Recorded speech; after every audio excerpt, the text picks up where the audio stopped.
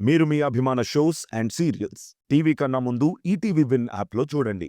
Download and subscribe to ETV win app. 99 రూపాయలు మాత్రమే.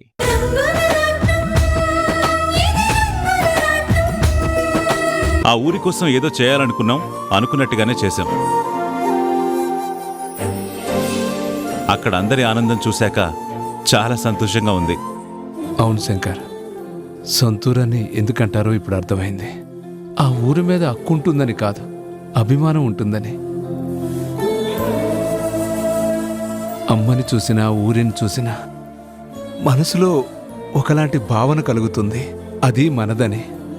అక్కడి వాళ్ళకి కష్టం వస్తే ఆ కష్టం మనం తీర్చినప్పుడు ఆ తృప్తి ఇంకా ఎక్కువగా ఉంటుంది. ఇప్పుడు మనం అదే ఆనందంలో ఉన్నాం.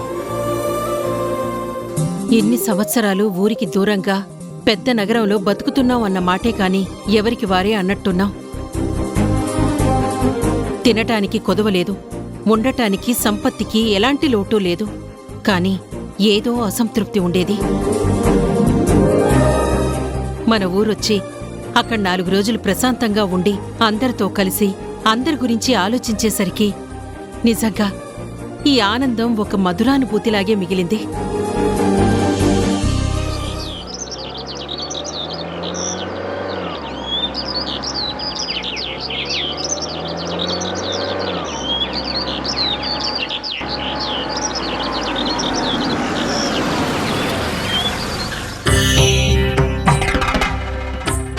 ఏమైంది? ఎదురుగా రాళ్లు పెట్టారా? రోడ్డు రిపేర్లో ఉన్నట్టుంది. అదేంటి, వారం రోజుల క్రితమే కదా ఇదే రోడ్లోంచి వెళ్ళాం. అప్పుడు రోడ్డు బానే ఉంది కదా, మళ్ళీ ఇప్పుడు రిపేర్ రావడమేంటి? రోడ్డు అన్నాక పనులు చేస్తూ ఉంటారు కదా పూర్ణ, ప్రతిదాన్ని అనుమానిస్తే ఎలా? ఉండ్రా, నేను చూస్తాను.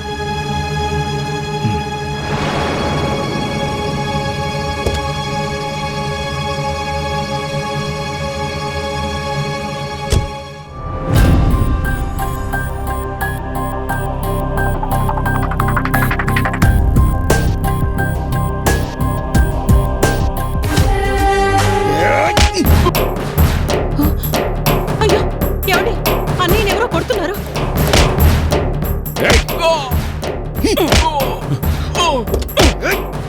సూర్యం, రేయ్! రేయ్! రేయ్! రేయ్! రేయ్! రేయ్! అన్నయ్య, సూర్య! రేయ్! రేయ్ సూర్య! సూర్య! అన్నయ్య, రా అన్నయ్య. అన్నయ్య, అన్నయ్య, సూర్య! రేయ్, నీకేం కాదురా. జాగ్రత్త, జాగ్రత్త. జాగ్రత్త. కూర్చో. ఏమండి, త్వరగా హాస్పిటల్కి తీసుకువెళ్దామండి.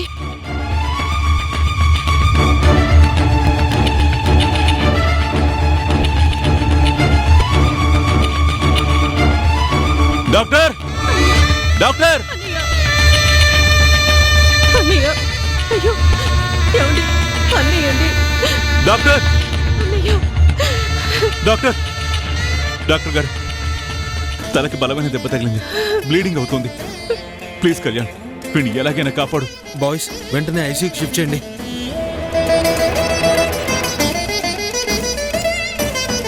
శంకర్ ప్రసాద్ గారు, మీరేం టెన్షన్ పడకండి.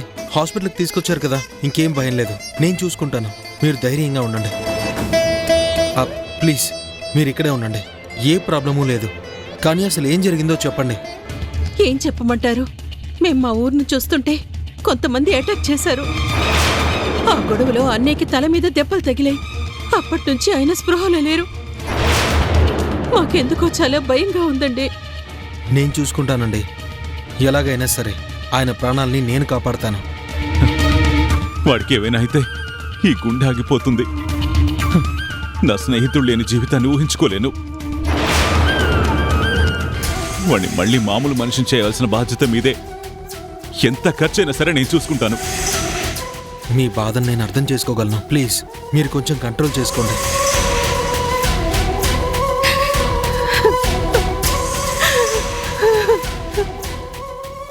ఇది తెలిసిందా గాలిపటం తన గుండె పగిలి కూలుతుంది. ఈ మాట వింటే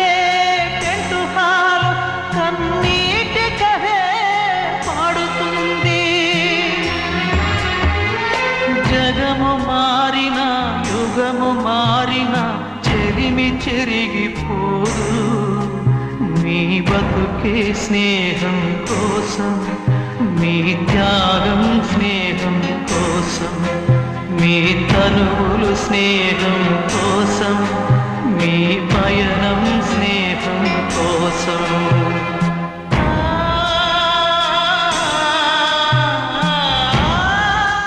స్వామి, నాకంటూ ఇది ఇవ్వు అని ఏ రోజు నేను అడిగే పరిస్థితి రాలేదు. ఎందుకంటే దేవుళ్ళ నా స్నేహితుడే నాకు సమస్య వచ్చిన ప్రతిసారి నా వెంట నిలబడ్డాడు. నన్ను వెన్ను తట్టి ముందుకు నడిపించాడు. నా కష్టాలు తీర్చే వరకు తన కంటి మీద రెప్ప కూడా వేసేవాడు కాదు. అలాంటి వాడే ఈరోజు అలా అచేతనంగా ఉన్నాడు. వాడలా ఉండడాన్ని నేను తట్టుకోలేను.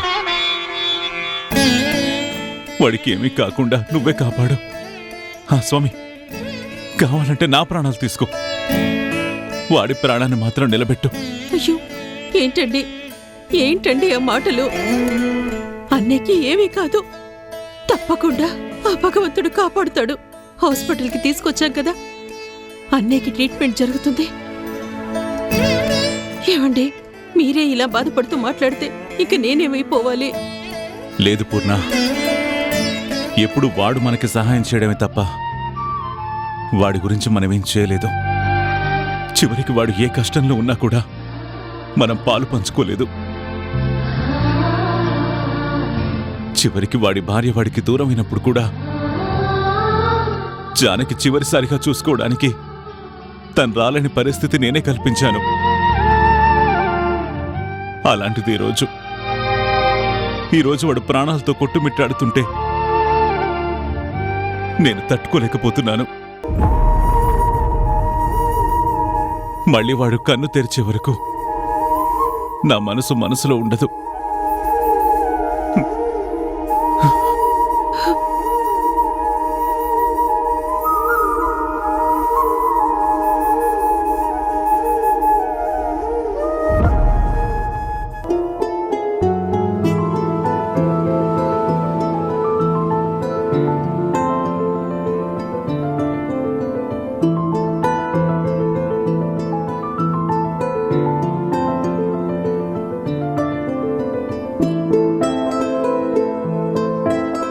ఏంటమ్మా కెమెరా పట్టుకొని వచ్చావు? అది ఎక్కడి నుంచి వచ్చింది? ఇది నాది కాదు అంకుల్. ఈ మధ్య నాకొక తమ్ముడు పరిచయం అయ్యాడని చెప్పాను కదా, తను కెమెరా మర్చిపోయి వెళ్ళిపోయాడు. మళ్ళీ కనిపిస్తే ఇద్దామని తీసుకొచ్చాను. అవునా? కెమెరా ఏదో కొత్త మోడల్లా ఉందమ్మా. ఏది ఒకసారి చూడండి.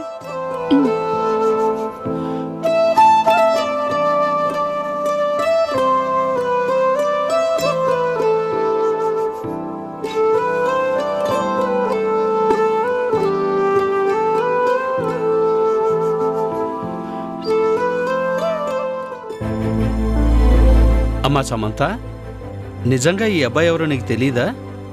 ఇంకా నన్ను అనుమానిస్తున్నారు అంకుల్. నేనెప్పుడు ఎవరికి అబద్ధం చెప్పను. ఒక్కసారి ఈ కెమెరాలో ఏమేం ఫోటోలు ఉన్నాయో చూడమ్మా.